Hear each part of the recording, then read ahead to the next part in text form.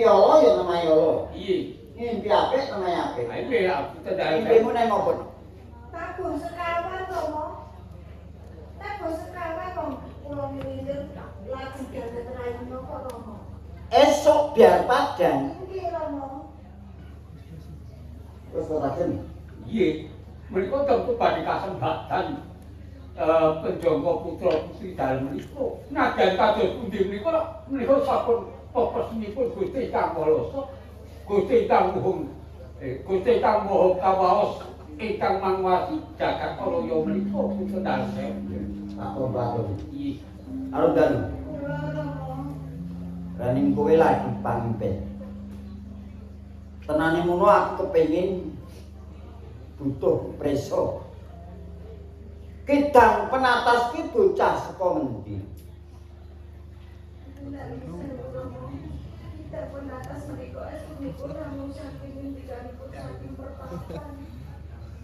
Bocah saka pertapan. Nggih, Romo. Alun dan Kulo. Keraton Tunggul Pawenang saiki lagi geger. Akeh para raja sawenegara sing padha kepengin nganyurake Sri Rama. Kowe tak paringke milih pindho. Nek bocah pertapan sidang penatas njur kepiye? Raja sawenegara ki kena dindelke. Mesti wae ora bakal jlongkrongke besok tembe iki. Kulo ndak bisa Romo. Iya. Nanging ganti rame manah kulo. Menawi boten kita penatas ingkang dados setimbangan kulo. Kulo terima boten para Romo.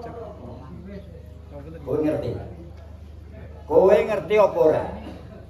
Saiki tak jarwani sethithik wae. Wakne Patih Sindurjo. Kuwi para kadang adipati Brang Wetan, Brang Kulon.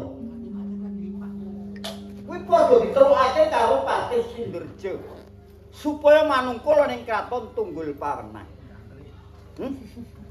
Para dosa negara saperangan uga manungkul. Nek isih ana perangane raja sing ora duwe tatanan lan ora duwe mula alun-alun Rama ora bakal Mekah omongan dakikan. Kowe siji wae mila raja. Raja ngendi sing tok pilih? Aku lila raja. Boten ndak bisa Romo. Kulo mangertos bilih kathah para raja pengawan sami nyayuraken dhateng kulo. Nanging saking akeh raja pengawan menika setunggal kemawon boten wonten priya meniki dados tetimbangan kulo.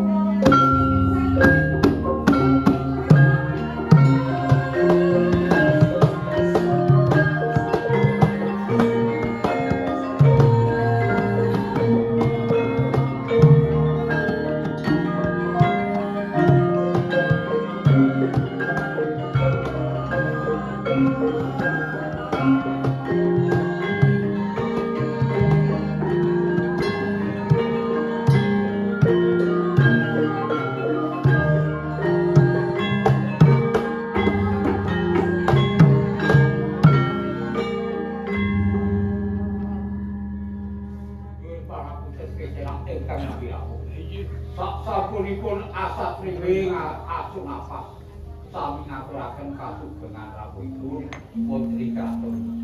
Mereka kalian tansah bilang kengkar aja sekitar terunjuk di masa kalian. Semangka mugi kula ngaturaken sungkem pangabekti Redya Patih. Yen pangapunten Dajen, Iya. miturut pengagem panjenengan menika kados salah satu dari Narapraja.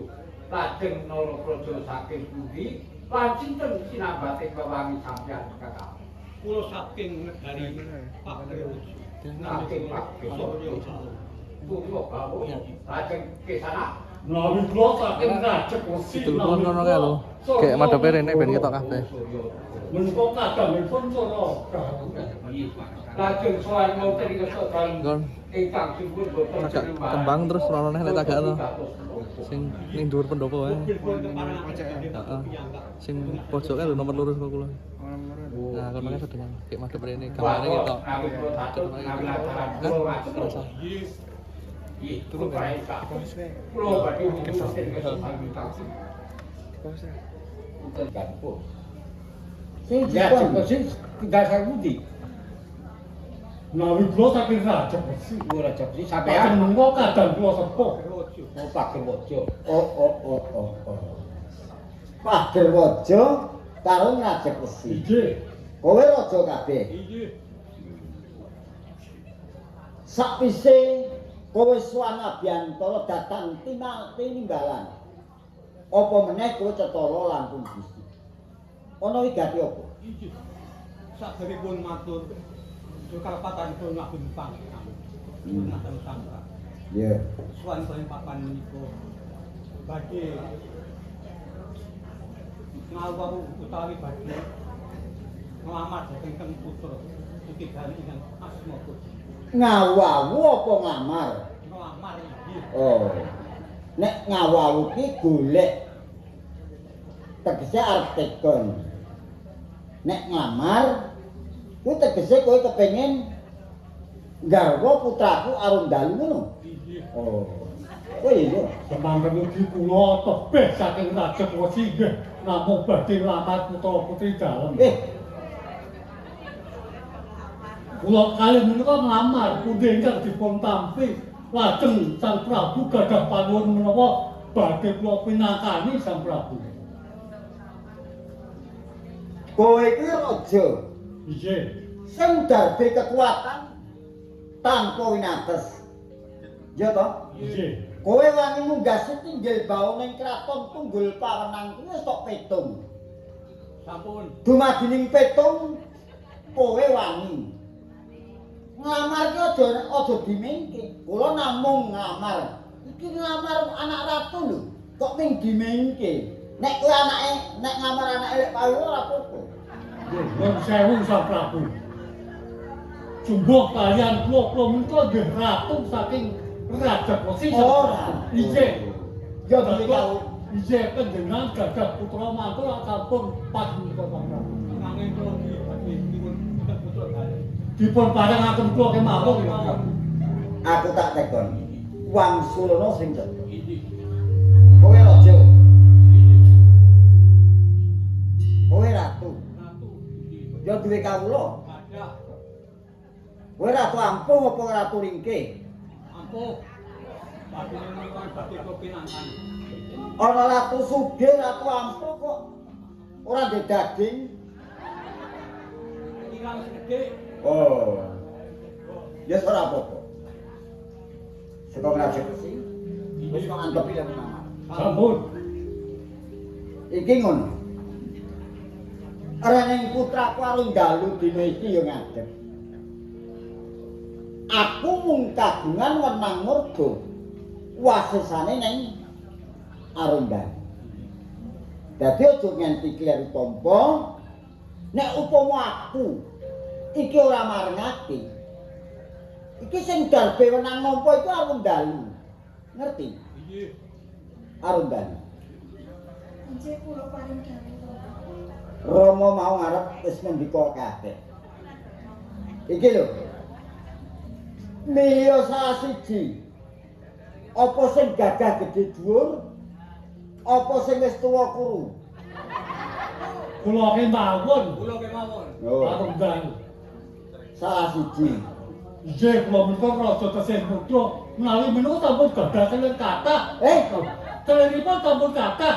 Pira? Wah sampun gangsal menika. Mungkin mah.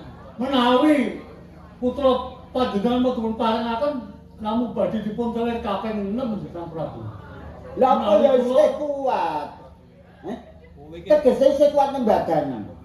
Nah, punten menika Arundalu. Kula ngomong. Aku ngarep wis ngendika marang raja. Aku mung werang murga. Wasesane ning sliramu. Kowe kepiye? Bunda dalem saya ngomong.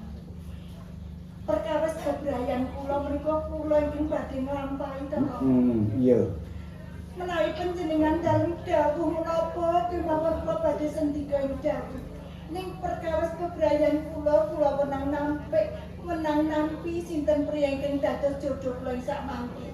Menawi panjenengan dalem tansah mepetaken kula kedah palakrama manut kersa dalem Kanjeng Rama, mila Rama, lilah dalem nyuwun pamit nyuwun tambahi pangestu Rama.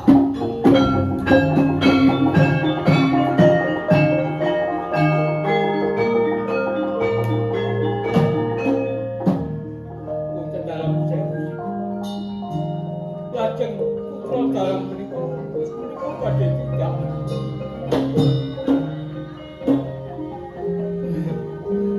Kawontenan proses dalem kados ngaten.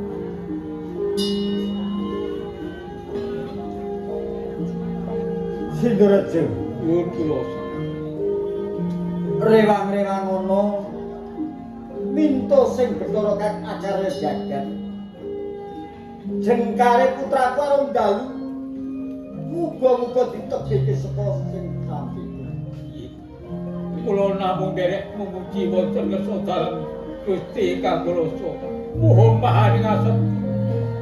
Mugi-mugi putra-putri dalem tansah pinaringono widodo kali sing beda lan enggal kundur wonten praja Calon.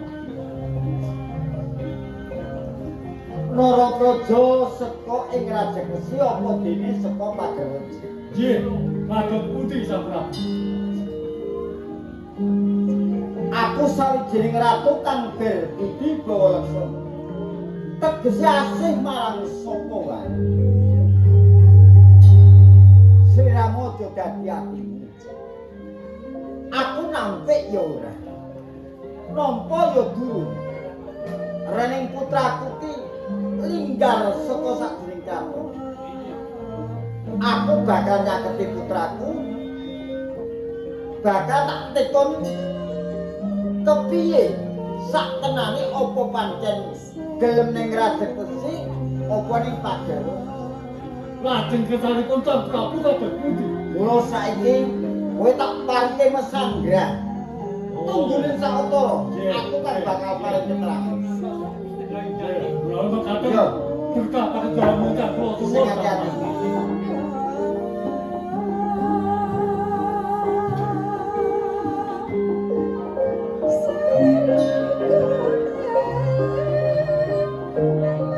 Sindaraja.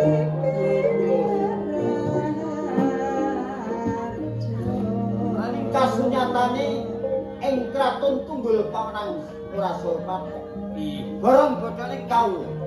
Nggih Aku saged bakal dawuh. manjing dhateng.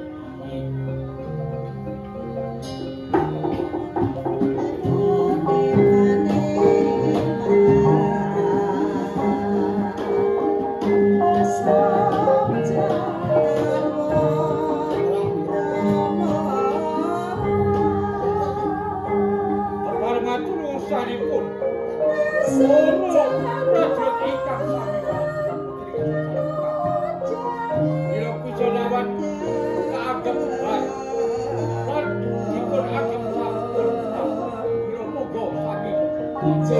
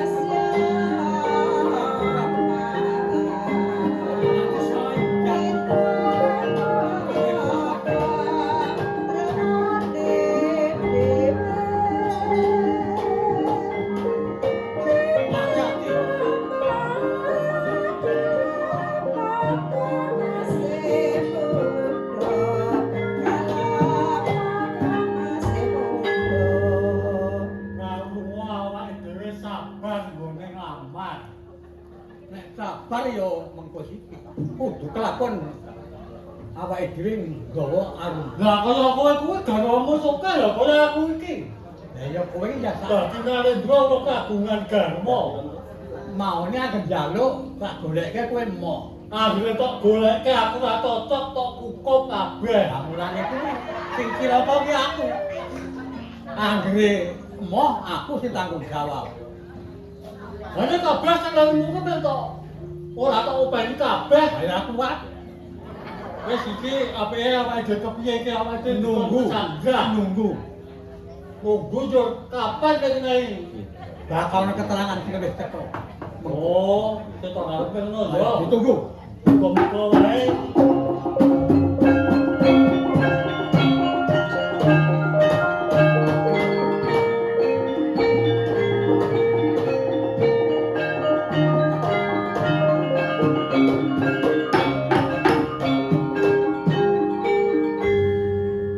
Bocah bagus. Apa? Gendang. Ana apa? Ora ngopo-ngopo kok. Ora apa-apa, gendang nang palagan. Ana papan kiri iki dheweke padha dene golek kaya awake dhewe mbok menawa lho. Aku ki mung dumun nyawang kowe sak loro. Kumene dukuman nggon apa? Kakoke wis dawa-dawa. Heeh. Agemane wis pating glebyen. Anane dino kok. Kabeh Kenal terus kok rajek wesi. Aku Surya Negara. Panjenengan menika Narendra Rajek Wesi. Iki yo kowe sapa? Aku pamungkas. Pamungkas sapa? Pamungkas. Saka kendi? Wis pokoke saka desa ngono wae. Walah, iki mah wong desa kok blelengan. Yo makon biyenenge mergone bagus.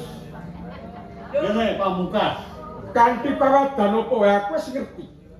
Mbok bakal sinambi wara sing tak tampa. Kowe bakal ngayunake putring tunggul pawen. Pancen yo. Aku ora maekani. Ning ngerti yo. Dera jenging tunggul pawen yang kowe duweni wenang milih uga wenang nampik calon katresnan. Heeh. Kowe ora bisa ngrampas wenang lan kamardikan marang wanita. Ngono to. Dadi Napa? kalau baru wis dadi pasanganmu. Durung. Aku ora darbe milik apa wae. Nek aku duweni rasa tepo slira lan rasa kamanungsan. Nek bocah wadon loro kok njur tok wong langgati wong loro. Wis ora ketemu kirang-kirang. Wis saiki wis mikir kok papan. Aku ora bakal semikir saka papan. Aku sing bakal ngayunake derajeng tunggul pawon. Dadi kok dadi pepalanku nek. Lho yen ngono sakarep. Wah, Kudu minggat saka bumi tunggul pawon. Nek ora kowe ora gembok petah sirahmu. Oh, gandum kalaku. Angkane. Hos! Hop! Hos! Hop! Hos! Angkane. Ay, hop! Hop! Hos! Hop! Ah!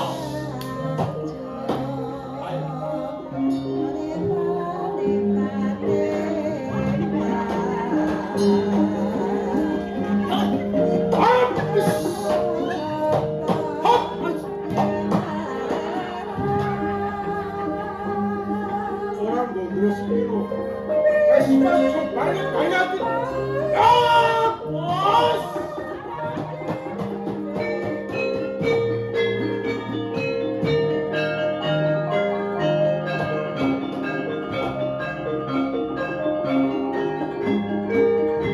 Yang kowe wong rejo-rejo sekapanan tunggal pawenan.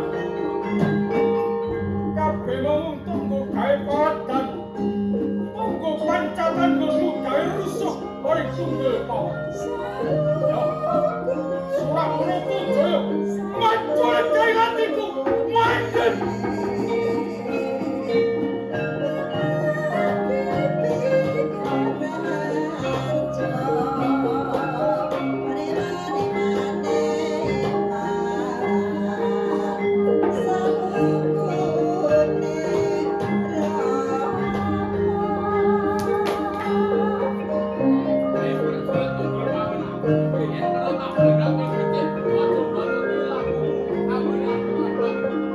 Aku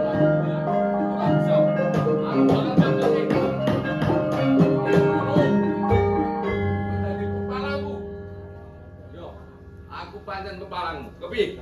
Ngak mati kowe.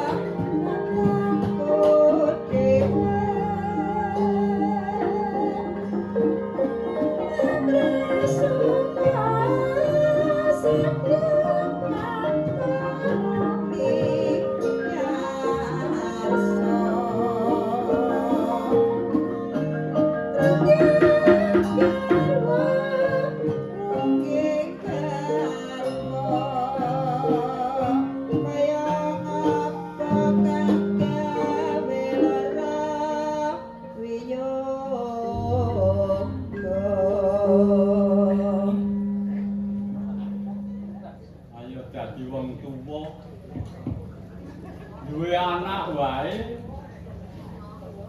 padha seje-seje karep.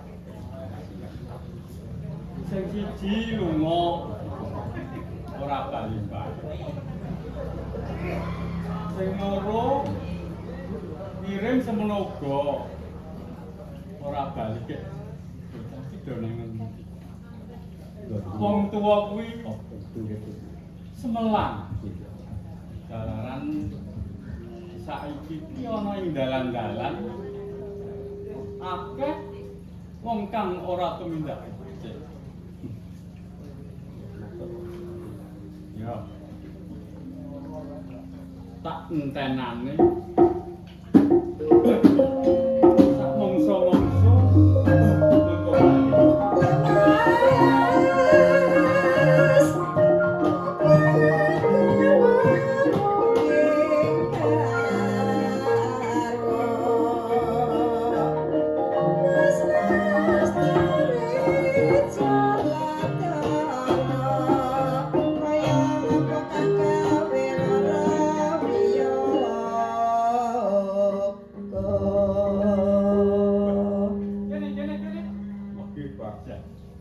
dadi pengarepe wong tuwa mila wawit wau kula menika rak kepengin sanget gek kumudu-mudu laku kula niku iso ketemu bapak.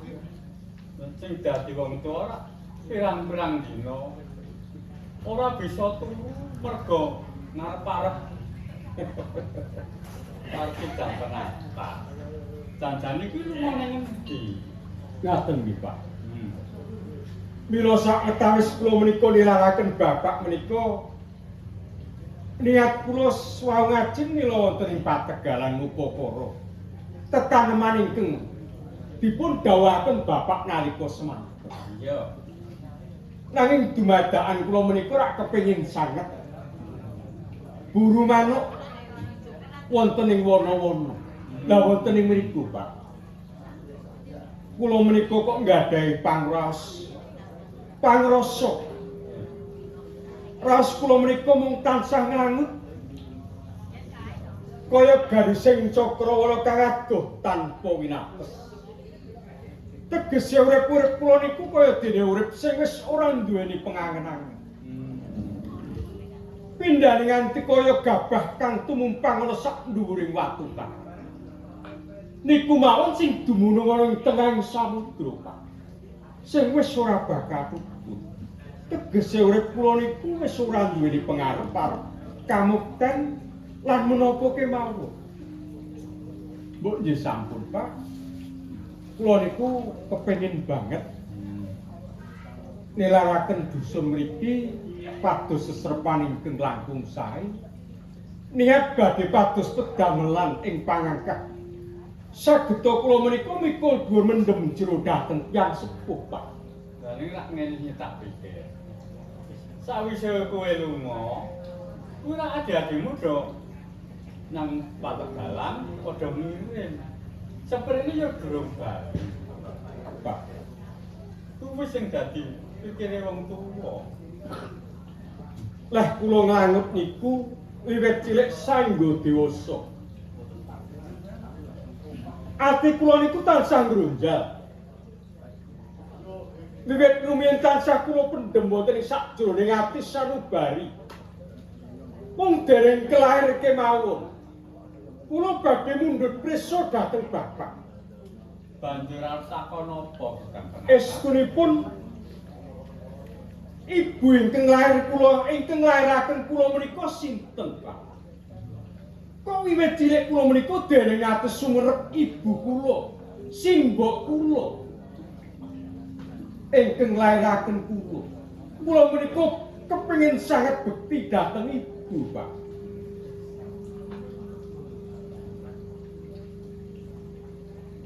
Idang penatas.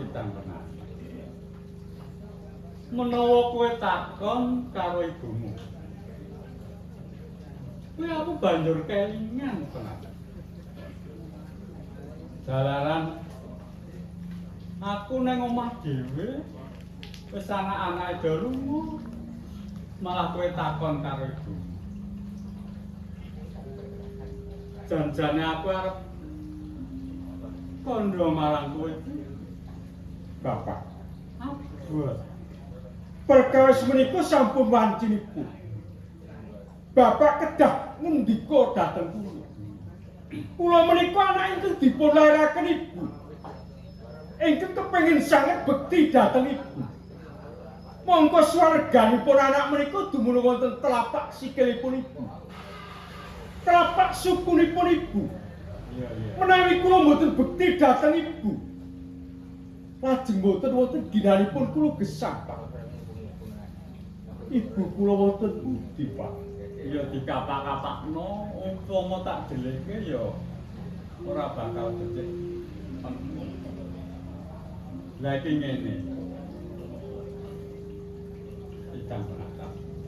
Kados pundi, Pak? Janjane aku ki nanging kepriye meneh kudu tak kaeke marang kowe. Sak tenane ibumu ki kunduran. Ibu sedo kunduran. Pak. Kok nembe wekdal sak menika panjenengan ngendikaaken dhateng kula. Menawi ibu menika sedo kunduran nalika nglairaken ati kula.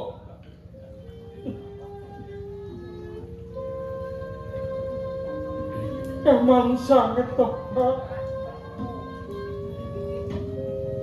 Nek wingi-wingi niku bapak ngendika kalih kula. Terus wonten pundi pangruktinipun ibu? Kula saged sungkem kaliyan ibu. Nadyan kula mboten saged nyawang blegeripun ibu to, Pak. Wis tak kandhani. Ibu, aku njaluk pangapura marang kowe ya, Bu. Nalikane aku wis gagah piteksa. Aku durung bisa males kabecikan marang kowe.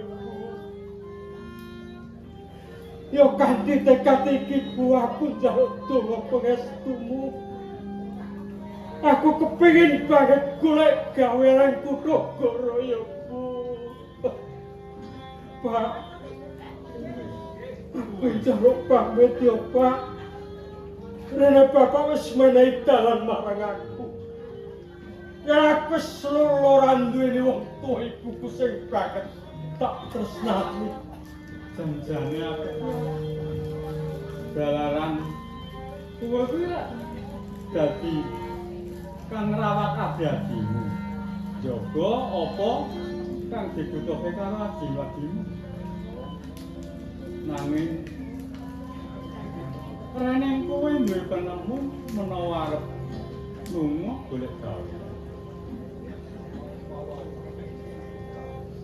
Janjane abot aku kang penata. Pak, aku ilahnono kabeh mau kanggo kamuktene Bapak. Uga kamuktene abi-abiku. Aku wong tansah mapan ana ing kurunganing Karang Pratisa. Aku ora iso ngegalake suwi pindhane manuk. Ora bisa nyecep ngelmu sing adoh. Pamikirku mung tansah bundel. Ora bisa nyawang kari genaning liya, kapinteraning liya, urip sing tanpa ana tegese. Wis, pawen ya. Aku ilahnono ya, Pak. Aku ilahnono. Ning wis tak pikir kanthi temenan. Wis, Pak. Ya dikepeya meneh wae. Wong tuwa ora tega menawa kowe arep golek gawean ana ing Kutagara. Ya. Menawa wis tak antepi ora liya meneh wong tuwa ya narujuki. Bapak sarjo matur nuwun banget ya, Pak. Matur nuwun donga pangestune Bapak wae sing tansah kacang sinarengan panenguping Gusti kang karo jagat. Waduh, matur nuwun sanget, Pak. Ngene iki Kang Penata. Kados pundi, Pak? Yen kowe besok wis antuk gawean. Kowe aja lali karo adi-adimu ya. Mboten, Pak. Mboten kula tansah kemutan ngendikanipun Bapak. Kepareng kula yo pamit badhe tata-tata nggih, Pak. Sik. Tesih napa malih, Pak? Wong tuwa ngerti ta wong tuwa ora duwe apa-apa. Selantak lho, Pak. Iki wong tuwa duwene yo pusaka Kang Penatas. Sifat kandel. Iki kanggo njaga uripku. Nanging Lajeng menawa kowe kesampun Bapak. golek gawean iki pinangka kanggo sangu nggonmu golek gawean.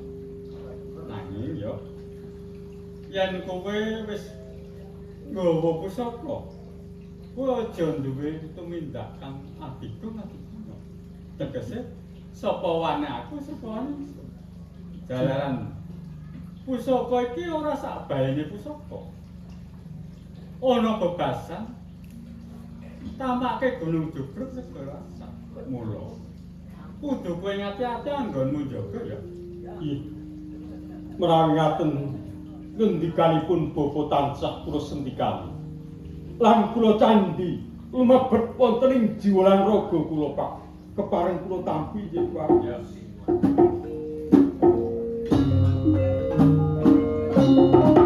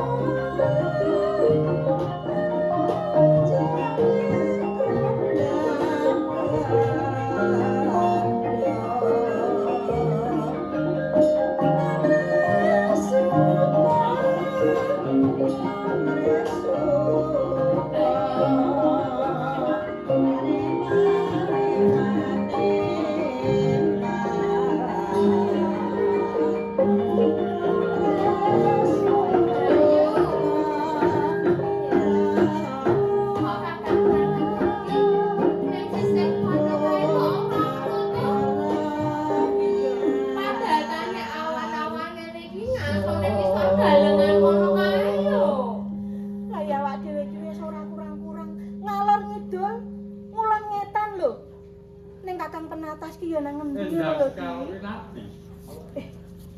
Bapak, Di. Kene. Nggih, Bapak. Dadi pengarep-arepe wong tuwa. Dadi kok ngirim seprene ora bali-bali. Iya. Lah ngirim tekan ndi? Lah wong kawit pojokan wetan mriku Wisar Gedang mriku nggih mboten wonten Kakang Pranata. Kene lho sih. Pojok kilen mriku nggih mboten wonten padatanipun Wisar Gedang mriku nggih mboten wonten kok Bapak. Lungguh sih. Inggih, Bapak. Kula wau adik Endang menika nggih sampun ngawon itu. Nanging Kakang Penatas niku mboten wonten, Bapak. Niki rak kula betakaken cucur. Cucur niku kelanganane Kakang kalian kelangane panjenengan to. Niki cucure Mbak Yu niki mlenur ngoten lho. Inggih, Bapak. Ning nek nggen kula niki name Alit. Niki cucure. Dijumbuke karo kahanan. Kok sik to, Di? Bapak ki senengane ki adem kuwi lho, Di. Adrem. Iya. Soale nek perhatian nek ndek kawinan simbok to. Oh, dadi Iya. kelanganane simbok kuwi adrem. Iya. Ning mengko dhisik to. Kepiye? Nek nggonaku kuwi nek adrem kuwi jenenge napa, Pak? Sanes. Tolpet to ya, Di. Iya, iya ta, Pak. Mengko dhisik to. Apa yuk? Tolpet. Tolpet. Ora. Aku ya ora ngerti. Apa, Pak? Lah. Desa ki mawa cara. Nek ana ing papan kene jenenge adrem. Adrem. Ning nek ning papane liya desa ana diarani copet. Lah nek gene ku sindene niku napa, Bu? Napa Pak gene jenengan? Ngoten niku to, Pak. Lah niki kula Pak betok lenganane panjenengan. Apa? Niki gembus. Jenenge bocah anom. Lah nggih. Ngerti nek wong tuwa kuwi wis apa njuk? Nggih kula menika tansah lalados menika ngatos kelanganane panjenengan. Mungkin waktu itu. Nggih. Nek lho, Di. Bapak ki senengane sing gosong kae lho, Di. Oh, Seneng nek ngono kuwi. banjur apa to sik gosong-gosong ki? Lah ya takono bapak dhewe. Panjenengan niku kelanganane napa to sik gosong-gosong ngoten niku? Nek sing jenenge wong tuwa jaman semono mimin dilihat. Ora ana barang tapian. Dadine apa-apa ki arep ngono lho wong tuwa ki. Gosong ya arep ora ya arep. Oh, dadi yo jangan nget-ngetan ning sore ya isih to yo. Ya isih, kan mau tak nget meneh. Ayo. Sing jenenge jaman semono kuwi ra ora tak dimet ra dimet regane ra eman-eman dadi wong tuwa. Zaman saiki rantak wis buang. Beda karo zaman semono. Wong zaman saiki wis mulya. Jangan bodhok nget-ngetan malah yo enak yo yo yo. Ora kok jaman saiki. Oh. Nggih, Pak. Monggo niki munjuk nggih. Niki wau ki napa kagem Kakang Penatas tapi kok mubeng-mubeng nggih mboten kepanggih. Nek mangke riyin niki kula godhakake sego kucing. Niki jenengan tak dereng sarapan ta, Pak? Anu, ngapunten nggih, Pak. Niki monggo kula. Pedes ora ya? Mboten niki wong sego kucing kok. Wong tuwa ki saiki ra wis ora sehat. Lagi duwe asam lambung. Mboten napa-napa niki mangke mboten cobi-cobi. Tunjukane. Cobi alit-alit monggo, Pak. Monggo. Mbok tak anu dhewe wae. Mboten napa-napa kula kalian panjenengan niku ora sampun apa mboten napa-napa. Periksani. Mboten napa-napa. Oh, Nggih panjenengan niku ampun ngoten niku lho. Monggo.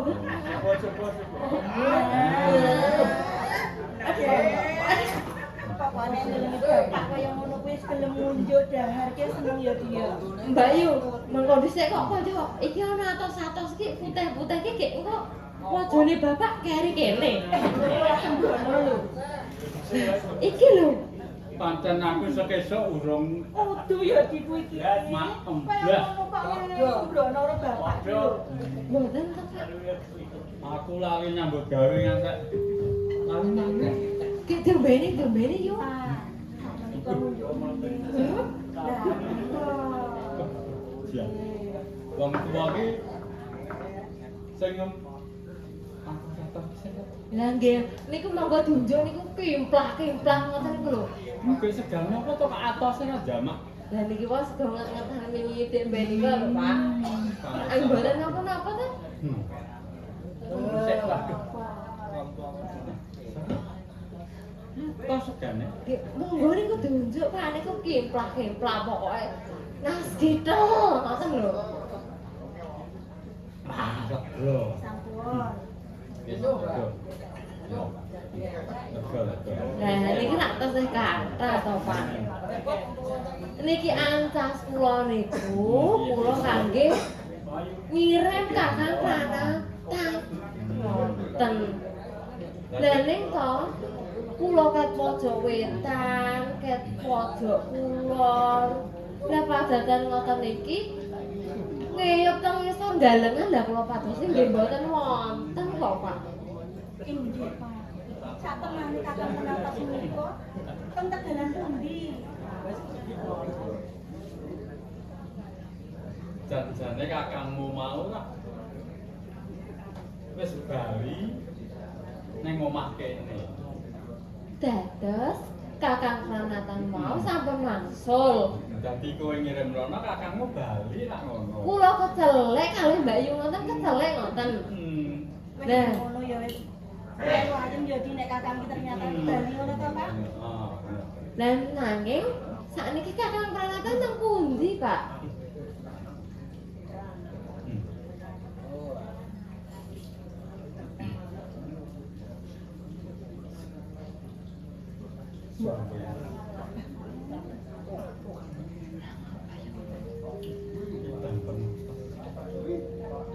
karo endang. Kayak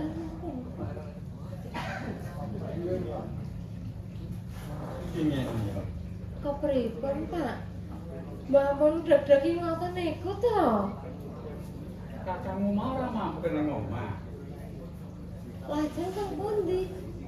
Kamu kandhane karo mampir nang omah. Kandha marang kowe pamitan. Lah ning mboten kula ketemu kula kalih Mbak Yu lho, Pak. Kok pamitan? Kakang Pranata wonten pundi kok pamitan pripun to, Pak? Kira ngene.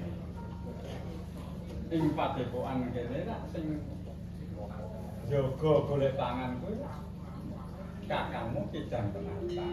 Dalan aku wis tuwa ora. Banjur kakangmu duwe penemu menawa arep golek gawan ana ing kutha Boro. Mangke riyen Kakang Pranata niku pados padamelan. Wonten pundi? Nek kandha mau ning kutha Boro. Kutha Boro? Namung ngaten panjenengan niku mboten tresna kalih kula kok, Pak. Ngono kuwi to, Di. Sing sabar. Jalaran sekar kita iki ora Pak. Panjenengan meniku ra ngertos to. Kula kalian Kakang Pranata niku mboten saged dipun pisahaken. Lah kok panjenengan kelelaken? Ki Kakang Pranata niku teng pundi ngoten lho. kondone arep golek gawean besok nek wis entuk kuwi arep bali ngejak kowe-kowe kuwi. Lah nggih nek wangsul nek pados pedamelan lah nek mungkin nek mboten asal pedamelan. Lah kula cukup pripun? Estu Kakang Pranata menika kados ngaten, Pak. Iya. Lho, ngono lho dia sak awak dhewe dijak. Kira mboten melang kayu kek ngaten. Menawi panjenengan ngoten niku mboten tresna dhateng kula. Kula menika mboten saged dipun pisahaken. Bapak niku kemutan mboten. Kula kawet alit ngados sakniki mboten saged dipun pisahaken. Iya. Kula mun adus sidusi Kakang Pranata lha kok sakniki mengke kula sing ngedusi sinten? Kowe saiki ora usah kaya ngono to. Sesuk tak dusi nang kali kono kok. Emak kok jenenge Ya lho ngene iki lho. sing jenenge wong wedok iku jenenge Mboten, Pak. Senajan kados kepripun kemawon, senajan kula wong wedok. Pokoke kula niku ajeng madosi Kakang Pranatan. ora ingat ngerti to sing jenenge wong wedok ya ana tetembungane kedawan ketane Inggih. Pancen wonten paribasan. Pawastri menika kedawane mok kerubutan nyamping. Nanging kula niku mboten saged. Kula mboten saged dipun pisahaken Kakang Pranatan. Mbak Yu, Piye to Pak iki? kula Piye? Mbak Yu, Iya. sing bisa leladen marang bapak. Aku arep nang ngendi wae. Cek karemu kepiye? Entah aku arep nang ngendi wae arep golek Kakang Pranatan. Sampe bapak menyetang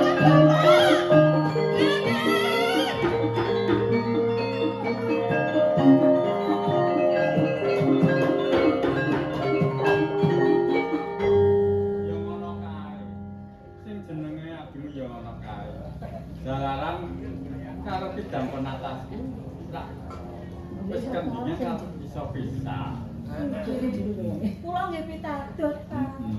Ning kula menika nggih putra bapak. Kakang Penatas pun kados kedamelan. Lah kok endah nggih nusuk ngaten. Ning kowe nang omah lho ngancani bapak to. Terus kula kan ngadosi bapak Lah iya to. Lah nggih jane pengen mawon kula menika. Ning kula ki nggih pengen weruh kahanan jaba lho, Pak. Mosok apa nang omah umbah-umbah. Masak ngono kuwi terus. Lah banjur sapa sing ngancani ora kowe? Yo jane piye yo, Pak? Piye? Ning aku ki yo pengen kaya Kakang Penatas Ruwadi. Ya arep melu lunga ngono apa? Menika menawi Bapak mestani pripun?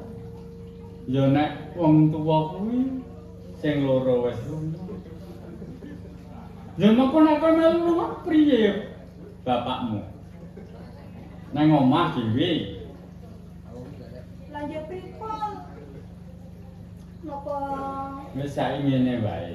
nggih, Sing adi-adimu karo kakangmu nggih. ya wis ben golek gawean, besok dienggo njaga uripe awake dhewe. Saiki awake dhewe ngaso supaya Pokoknya kula nggih ajak untuk kita Penatas. ya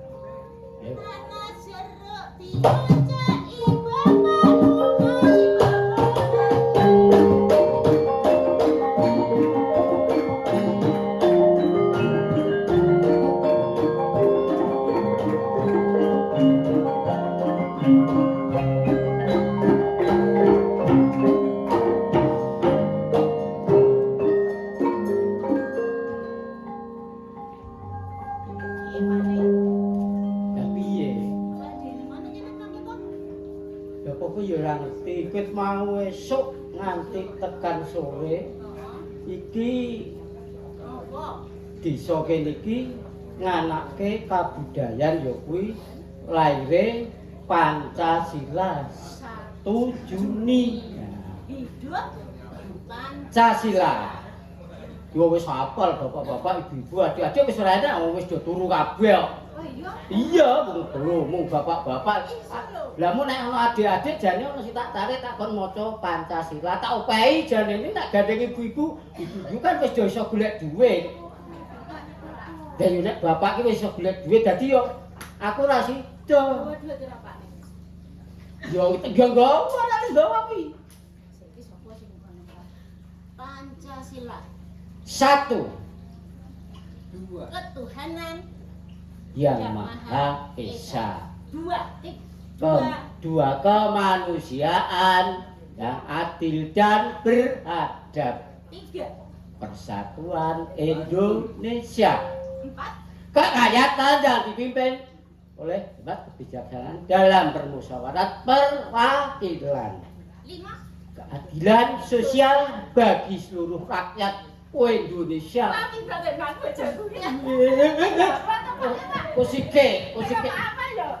Kusike to. Ora benyeli ngono didelok wong-wong lho. Lah ya sampeyan kenapa? ora le kuwi. Lah apa kowe biyen ra sekolah? Ora tahu sekolah. Lah gene kaya aku yo ngene. Piye? Biyen dik cilik lho, urung dadi bojoku. Heeh. Yo, kowe sekolah ana SMP. SMP. Ah, sekolah luar biasa iki macam-macam iso. Sekolah luar negeri. Luar biasa. Oh, luar negeri. Pak Nek, Piye? aku mau ke Pak sore iki mau lho. Heeh. Sampeyan mau lho. Hah? Lho ora. Apa? Ibu-ibu. Heeh. Tamukan. Heeh. Ini mau kita Pak ibu semangat lho, Pak. Yo kabeh iki semangat lho, saka bapak-bapak, ibu-ibu, adik-adik, nganti ketesu jam 7 nganti sore. Rame banget Pak. Yo rame wong kuwi nganake lomba barang kok yo.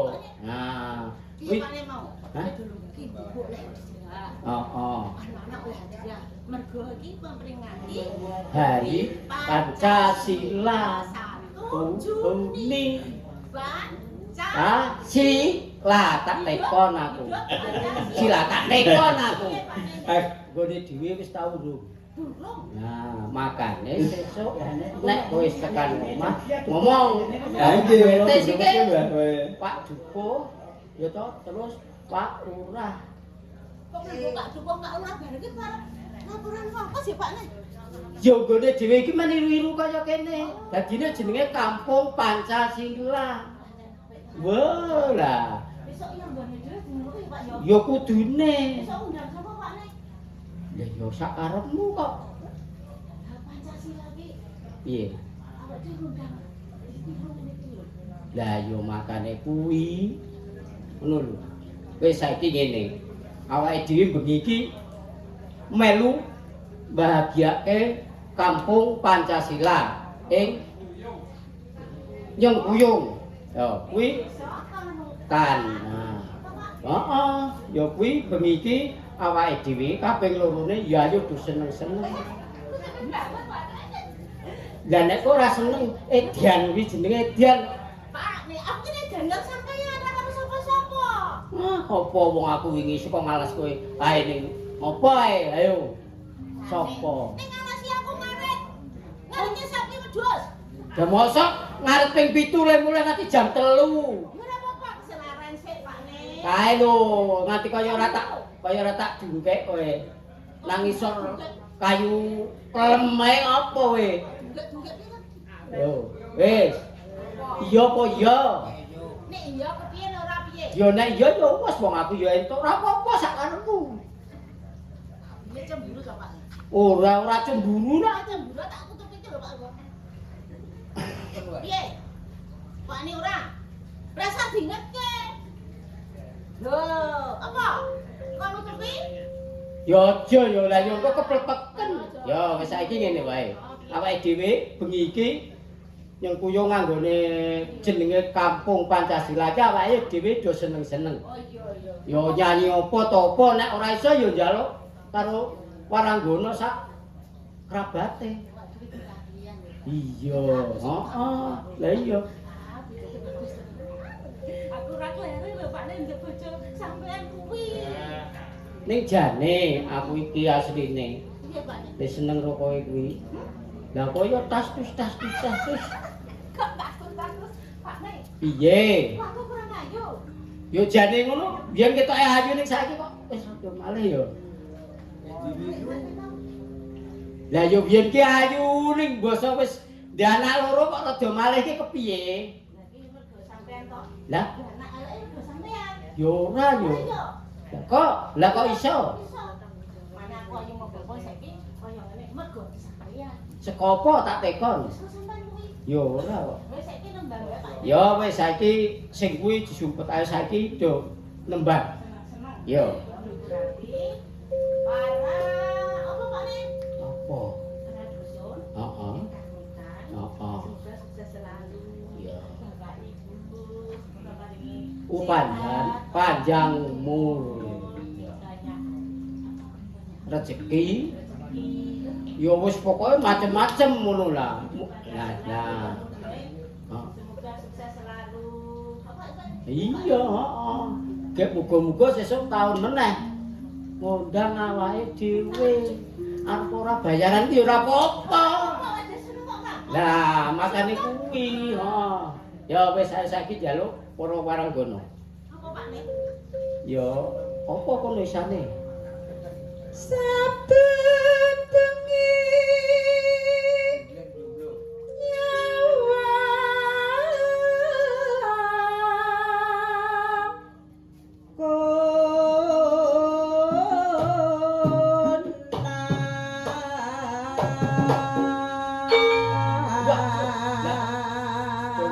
Jowe iki kowe lah. Apa piye? Ya wis ora apa-apa dibaleni. Sekari, coba aku tak ndelok lemu nyulat. Kok aku nubruke lho Pak Nek. Ya nubruk ya aja yahene mengko dilingkas. Dikapus. Iya, heeh. Yo. Yen maja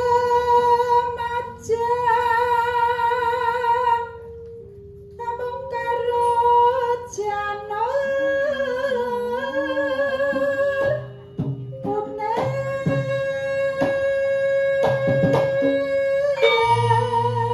Sek dhuwur ora mung ngono kuwi lah nek jenenge wong benyeli ya ngene. Kang tak tutuk. Yeng lah. kok mamengke aku. Lah ya wong kowe sing tak warahi wong kowe ya urung iso. Oh. Aku ora iso sampean yo ora iso. Aku ki marahi kowe. Kok kowe ngajar karo gurune? Pak Nek kok resio-resio karo aku ta ora? Ya ora.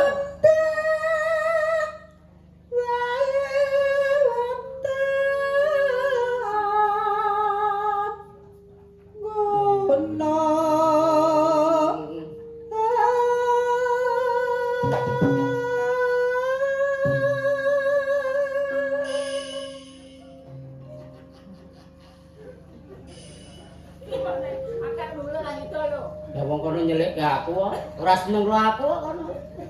Mana aja galak-galak. Ya wong kowe tak galaki kuwi ora dong kok. Aku seneng digalaki. Ora ngono. Aku seneng galak. Bojoku sing bagus tenan.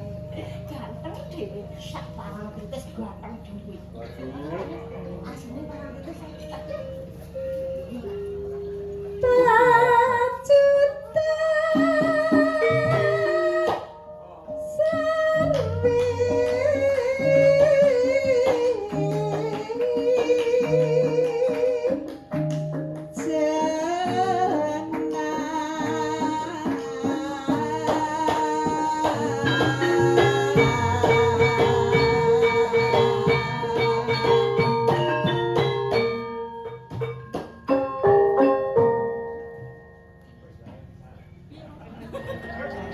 Iya lagi.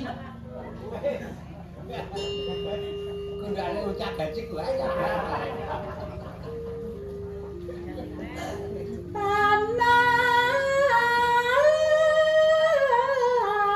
panas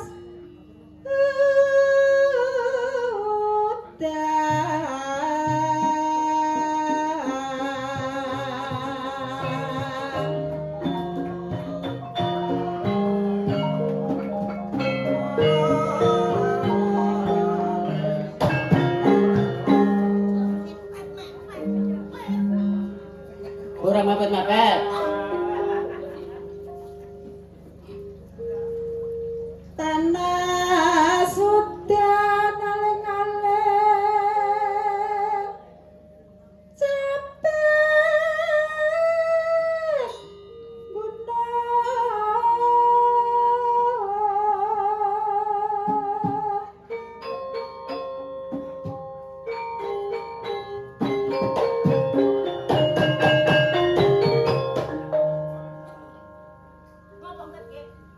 Lah wong ora cocok kok.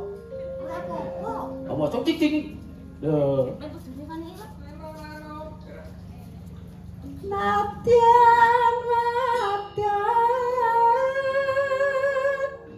sarta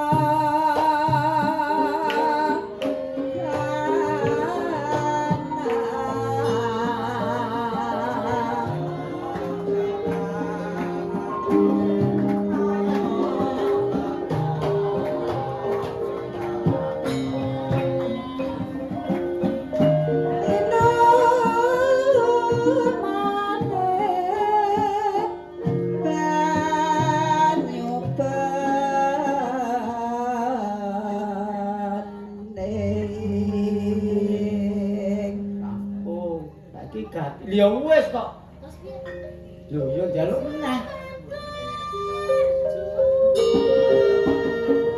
Yo kelingan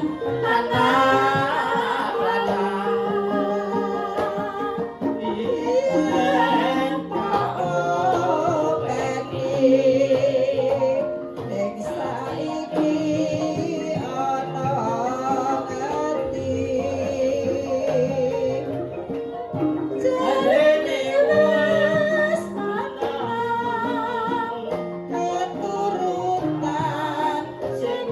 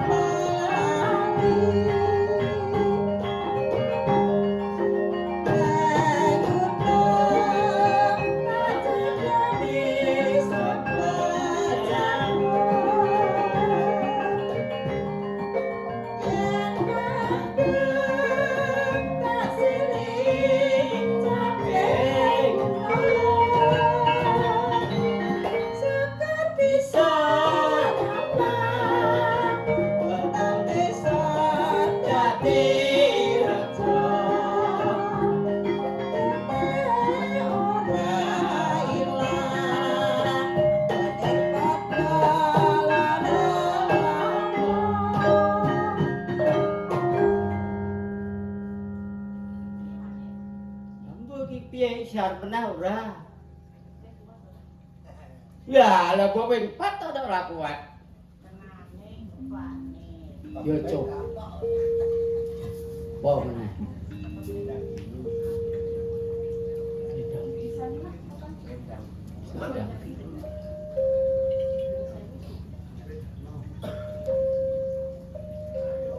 Kedap tasma aku nyawang sendang biru kelengane mata masih ada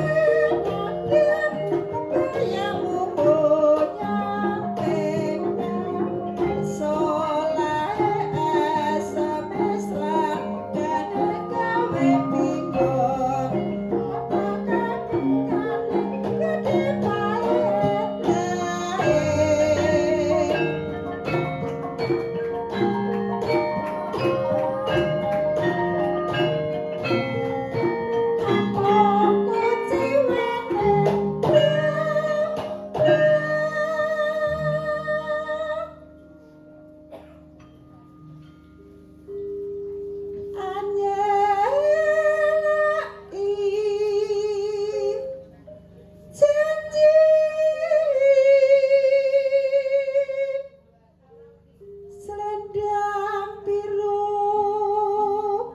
selendang biru amok ngenai hati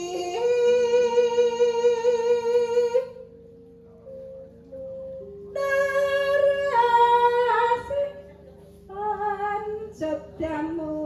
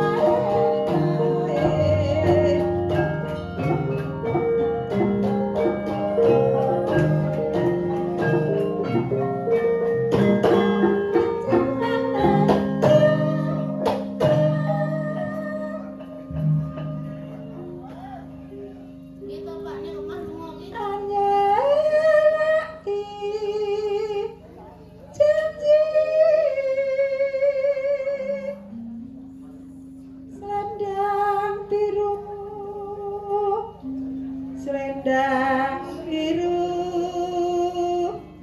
amok ngenai hati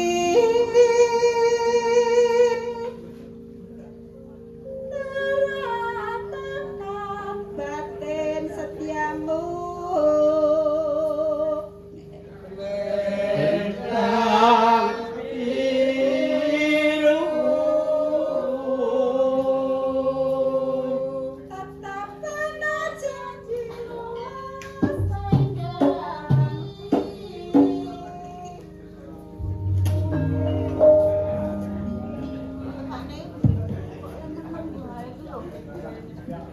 lah kon kepiye karepmu? Lah wong wis kesel lho, kemeringet lho. Yo mau lah nek saiki yo wis kok. Kepiye? Wis kesel. Ya mulai. Yo kowe sike aku tak teri aku. Sampeyan jari. Heeh. Tak mulai ya Pak. Yo Kita oleh mulai kok wewe. gawanmu wae lho. Ayo, giling-giling mau nggawa apa? Nah, heeh. Apa? Apem. Lah kowe iki kecil iki nggawa apem.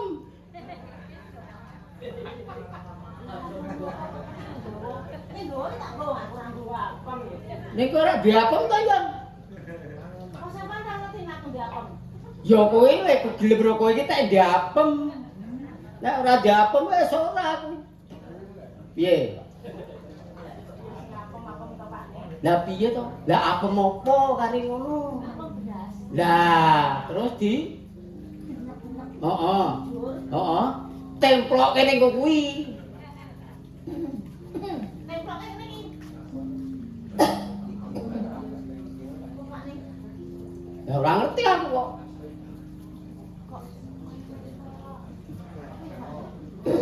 Gua paling ngono uget-uget kono lor kono. Pak Nek. Uget-uget Ketuk nyok. Dia uget-uget ki ora mesti kabeh iso.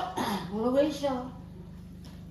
Dadine sampean sing dadi uget-uget. Lah iya ya. Nah, Sampean uget-uget, aku ulet-ulet. Ana wong tuwa kok ora rumangsane. Dianggep apa aku ning kene? Kowe ning kene nderek sapa, ha? nyun sewu Denayu. Kok nggugu karepe dhewe to? Saestu. Punten dalam sewu Denayu. Apa? Menika wau bojo kula waniku nangake kowe nggawa apa? Kula lak nggih matur. Mboten apa mboten Denayu. Apa kira ya saben dina kok gawa to? Nah, percaya ra kowe? Sik to. Perkarane bojomu ki sadurunge tok pek bojo. Ki bakul apem. Bakul tempe barang niku, Denayu. Bakul tempe. Weh, lah bengi niku kula teng pasar dodol manuk. Heeh. Lah riku dodol tempe. Lah kula ider manuk-manuk, lah riku tempe-tempe, manuk-manuk, tempe-tempe. Lah sing kula dol niku mboten manuk mung siji, manuk tilang, manuk deruk. Wes pokoke macem-macem.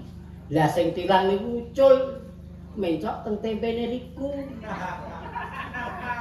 Manukmu ucul. Kok sik. Aja salah tempo lho. Tegese daganganmu sik manuk tilang kuwi mau ucul. Mabur. Anjir. Ning tempene bojomu iki.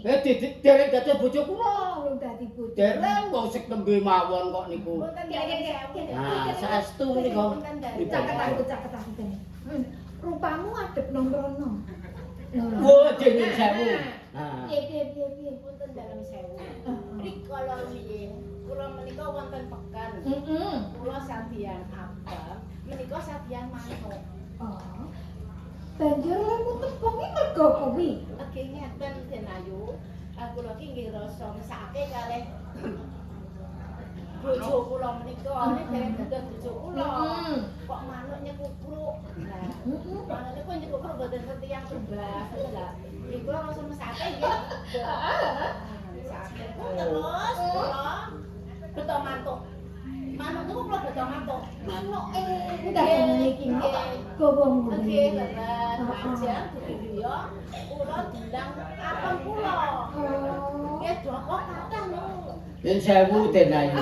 Apa? Kowe biyen anu manukmu nyeketek mergo iso urip. Lah niku kula mboten kentos soalé pun ilang. Lah dilas sing manuk deruk niku manggung.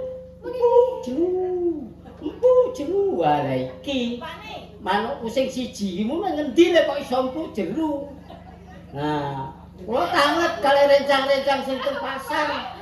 Lah manukmu ku mau sing dodol tempe. Oh ya bener kula tututi. Lah terus riku Mbak kan dari dados bojo kula. Heeh. Yen sewu, manuk kula ku tumet jenengan. Nggih, Mas. Lah kok sampean ora gelem ngomong-ngomong karo sing dodol. Lah mung tumut ge kula beto mantuk. Lah lajeng niku wau kula mireng sing manuk jeruk kok suarane empuk jelu. Lah niku akhire kula dadi keperangan kalih niku. Pak nek aku sing yo jeruk apa?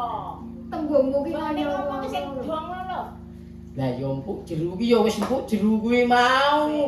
Kowe nek ning sawah kae apa ora empuk jeru. Aku ora tau ning sawah, Pak Nek. Lah makane parine ra dadi-dadi. Iki sembrono Pak. Mau nembokmu manuk kan ya tekan nang sawah. Lah wong riku ya ngopo kok empuk jeru. Lah empuk jeru. Terusane pate. Lah wong riku niku sing digoleki mboten sing negatif, sing positif. Wes. Damar mancung cinebet. Saiki ngene yo. Nggih. Lan kowe yo. Nggih. Swasana ing Batu Gilang ki pancen lagi ora kaya adat sapene. Jalaran apa? Kang Mas Prabu ki lagi linggar saka ing kraton Batu Gilang.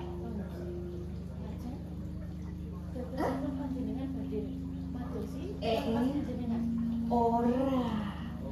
Aku ora bakal upati ana ngendi tumandha ing Kang Mas Prabu, nanging aku kepengin banget kowe wong loro mbiyantu marang aku. Mbiyantu kuwi sak bisamu tegese kowe iso nyawiske uga rampe kanggo aku kepengin semeti muhung mahasing asepi minta sing Bathara Kang Akarya Loka supaya kadangku ya Kakang Prabu ki iso kelakon panjangkane kepengin mundhut garwa wonten. Kula kalian garwa bojo. Kowe karo bojomu tak dawuhi kecawis. Oh, nggih. Sak menika napa mangke? Saiki ning sanggar panggonan Nggih. Nggih, pun sewu dengan karo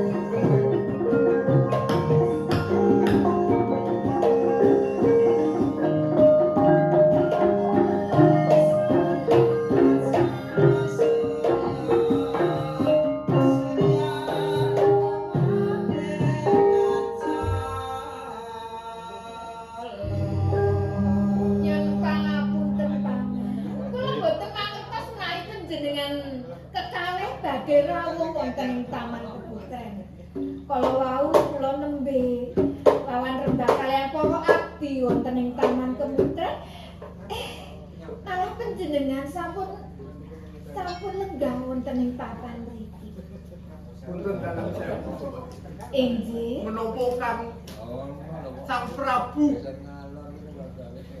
menika mboten taos menika dhateng panjenengan. Mangke rumiyin. Taos punika perkawis menapa, Pak? Perkawis kraton ing Watu Gilang mriki menika rak sampun dipun pasrahaken Dewa. Dipun pasrahaken sak isine. Lah inggih sampun limrah to. Sampun limrah menawi kadang kula menika nembe nindakaken jejiban utawi nembe ingkang saking kraton sedaya panguwas wonten ing Watu Gilang menika dipun pasrahaken dhateng panjenengan sekali. Leres kandhanipun kala Prabu. Bilih Sang Prabu badhe ngayaken arunggan. Menawi boten kelakon dereng pundhut. Kedahipun Rara Dewi Kilasih kedah pun tanggap nggih Kang. Mangke rumiyin. Tanggap perkawis menapa? Purba Wasesa ana tanganku. Kamangka saisipun dipun pasrahaken kula lan Kakang. Lah inggih. Inggih monggo kemawon kula malah remen. Menawi panjenengan kersa tanggal jawab keselamatan kula. Nggih. Napa malih kulawarga wonten ing Watu Gilang menika kula malah remen, Pak. Iya, terus. Dadi kraton ing Watu Gilang menika dipun pasrahaken. Dadi sak isine kamangka panjenengan menika dados isinipun. Lah, Tak boten to jenengan. kula kok malah bingung to. Kula menika mangkirian panjenengan menika ngendika putus pundi to?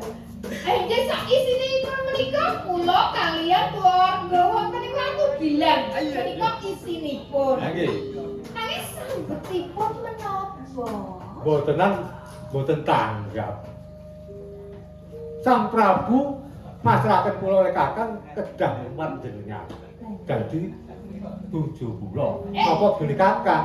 Kok kemawon boten tanggap? Dados ngaten lho. Jenengan rak dereng kagungan kan. Garwa. Nggih. Eman-eman. Nek mbok menawa mangke dados prawan kaset, Tanjange panjenengan kanjeng prawan kasep, prawan kasep ya karepku ora ya karepku. Oh kiai kene ya kok ya gelem ana siji sing gelem dhewe Pak nggih. Oh, Kusuma dari kasih. napa? Mbok panjenengan ki mboten sah wangkal to. Kanten manut. Kula menika mboten wangkal ning panjenengan menika aneh. Aneh es. Aneh nggon ndi? Panjenengan dipun pasrahi Purba Wasesa kaliyan Kakang Prabu Nggih. perkawis kulawarga wonten Watu Gilang. Nanging boten wonten sambetenipun panjenengan badhe mundhut garwa dhateng kula. Lah sapunika panjenengan kula dados panguwasa kula. Mula kudu ngladeni. Kula niku dede barang lho. Kula menika menungso. Nggih. Nggih. Menungso ingkang ketambahan akal lan pikiran. Kok njuk panjenengan ngendika gampang? Lho, panjenengan niku kantun monggo Kang Mas kula ladosi wonten rak sekeca to. Mboten saged. Mboten nyun sewu. Monggo-monggo. Kula aturi kondur kemawon. Kondur pripun? Nek dereng kelakon gegayan kula boten badhe kondur ya, Kang. Nanging mriki menika Nggih. taman kagungan kula. Nggih. Ingkang gadah kawasa wonten taman menika kula. Nek kula nggih diparingi panguwasa dhateng Sang Prabu. Ngrumat katentunan praja sak isinipun. Termasuk jenengan niku nggih. Aku rumat kok njur arep kepengin aneh-aneh. Kantun milih kula napa Kakang kula? Pripun? Nek tesu malah saya muda ayu. Endi ana wong mesti kok tambah ayu. Ketaman ras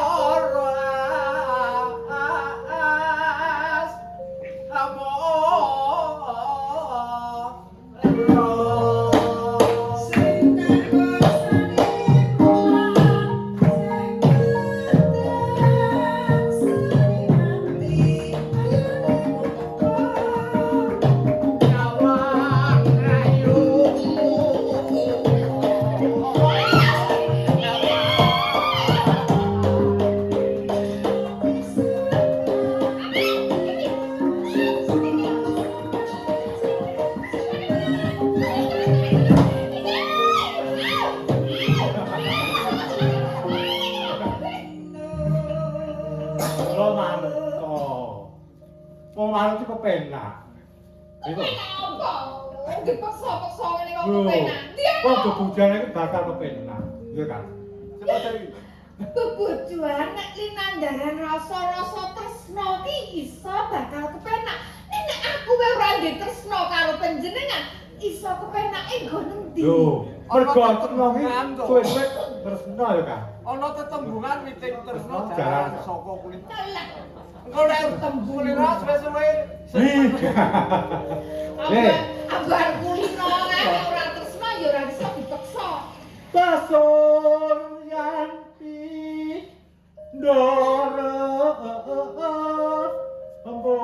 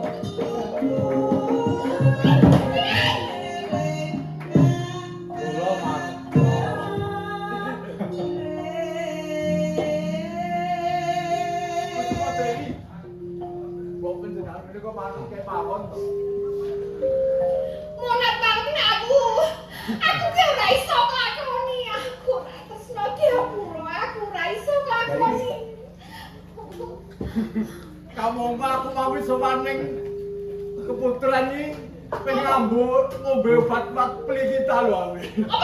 Pelikita. Apa kamu rado kebumu? Pelikita.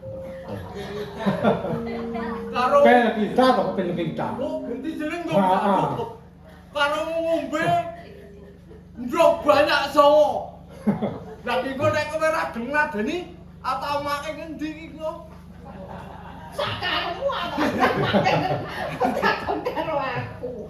Ora urus. Oh.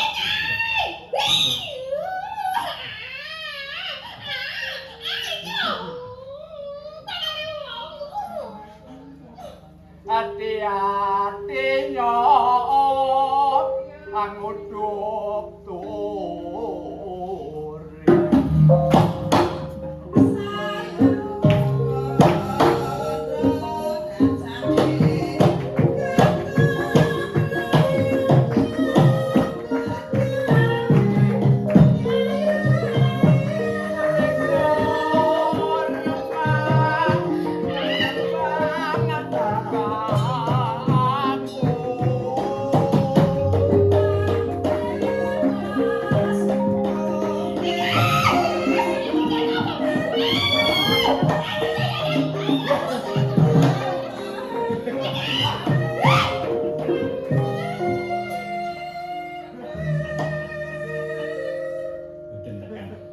Bilase. Wah, seneng ngangkul rakyat. Kowe iki wong wadon. Kenapa? Bebasane jalan remo. Tetap sampe. Kowe tak tubruk tak guguk-guguk. Bangga apa kowe ya? Selagine cacing dipidake banggel. Apa maneh aku? Iso lak cuwek sisanmu. Begalak. Kayu komi neko jamo.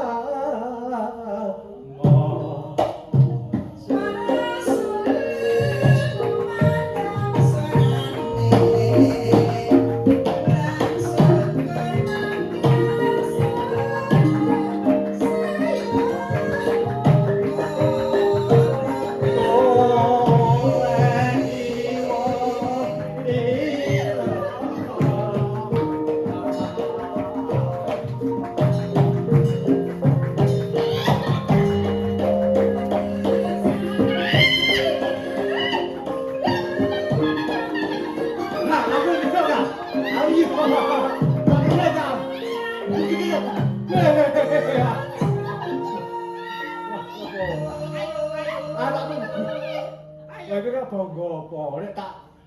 Ha? Iki sing sedul-sedul iki. Iki ape padake? Ora iki mau. Ana makku utek-utek. Apa? Tak kandhani yo. Apa? Kulon gunung. Apa? Kulon gunung. Kulon gunung. Wetan yo gunung. Wetan yo gunung. Kidul kali. Terus? Kowe tak uyak. Hah? Kecekel tak pepetke gumuk tak.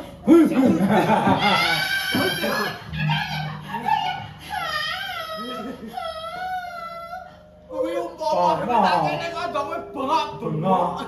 Rasane wis tekan. Aku yo nek dipepetke ngono wis sing susah. Ora ra iso aku ra tresno marang kowe mau. Kudu esa. Ora iso yo. Lha ora iso kepipun. Gelem. Ora tresno dipaksa to. Halo.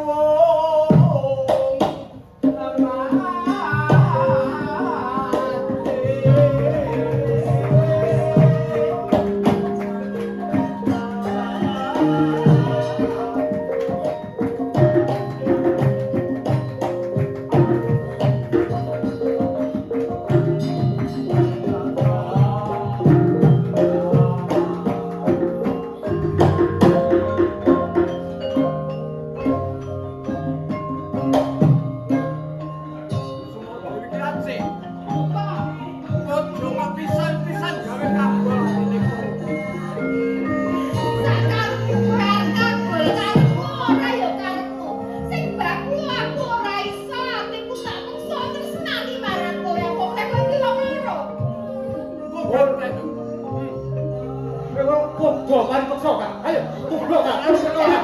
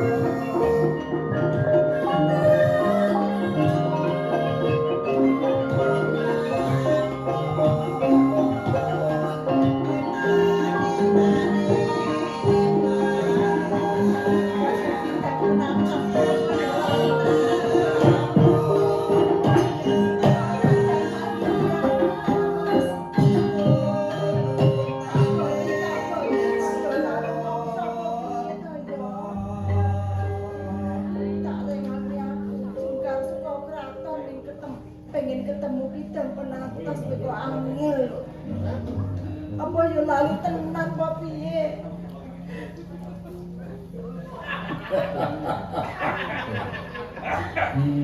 Geser karo pengangen-angene yo. Di sana. Nggih kula. Kowe bocah wadon.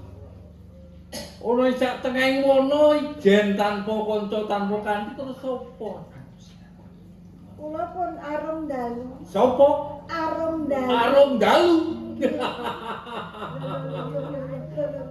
Mangkir yen sampunipun panjenengan kertas kula arum dalu kok lajeng gumujeng latah-latah niku pripun nalare?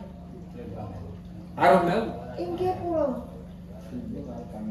Dina kang kepungkur aku rak nyumpeno. Calon garwaku ya arum dalu. Yen ngono kowe sing aspo arum dalu. Arum dalu kula. Mula manut arum dalu kowe tak pundhut garwa arum dalu. Boten mangke rumiyin to. Sing jenenge pasumpenan ki paribasan kembange wong turu. Kok njur dienggo kasunyatan ki mboten saged. Arum dalu. Yen saya panjenengan ka sinten? Sang Prabu Angkara Dewa. Sang Prabu Angkara Dewa saking kraton pundi? Watu Gilang. Oh, saking kraton Watu Gilang. Iya. Kepengin mundhut garwa kalih kula. Arum dalu. Ning kula mboten tresna kalih panjenengan. Aku sing kleru rak kowe mergone kowe ora tresna wong aku tresna kok kowe ora tresna. Mongko wong bobojoan ki nek jarene piyai sepuh padha tresnane kowe kleru arum dalu. Kula ora Nek tresna. kudune ra ya tresna. Lho ora tresna kok diluputke niku lho. Nalare pripun? Panjenengan tresna dhateng kula paribasane turah. Ning nek kula sithik wae ora tresna ora bakal kelakon mangune brayan ayem tentrem. Arum dalu. Kula Mongko kabeh kawulaku lan Narapraja apa dene sentanaku wis padha ngantu-antu aku supaya mundhut garwa Kang Asma Arum dalu pinangka garwa Prameswari ning Watu Gilang. menika perkawis panjenengan. Perkawis mangun brayan kula menika perkawis kula. Kula wenang nampi. Oh yen ngono kowe tak rujuk paripeksa kowe.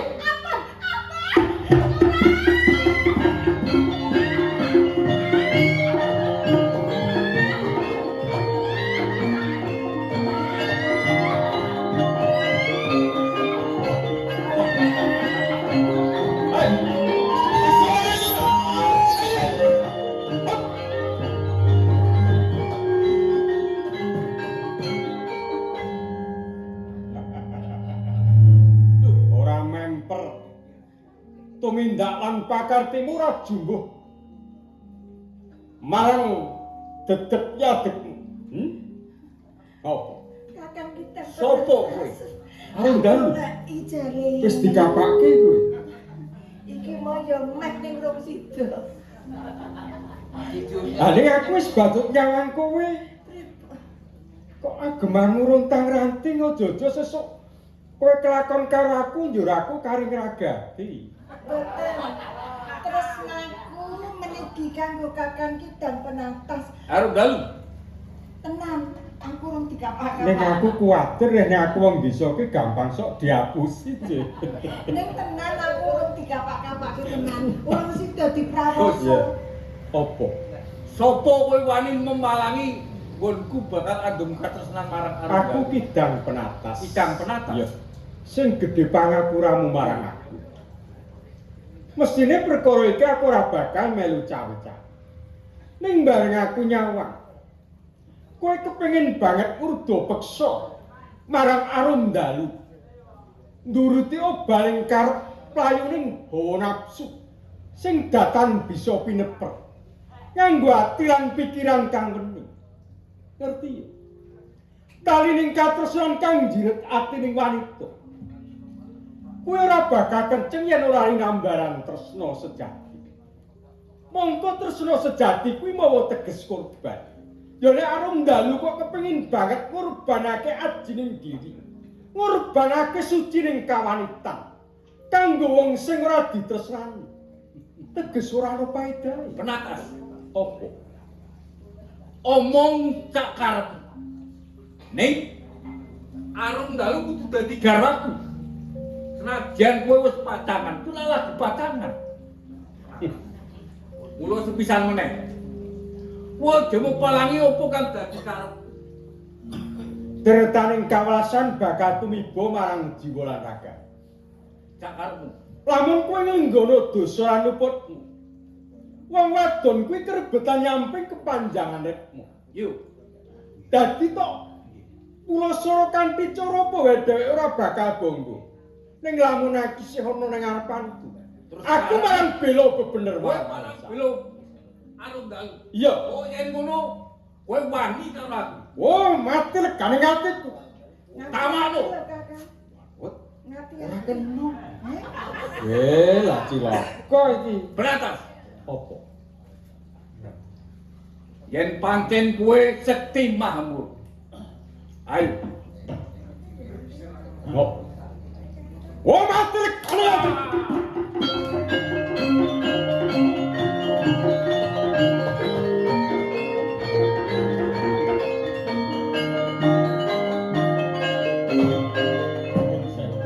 Dene ora sepiro.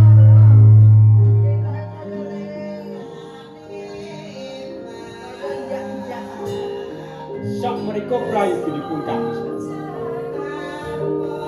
Mongko memani ing ati kepudianing rasa.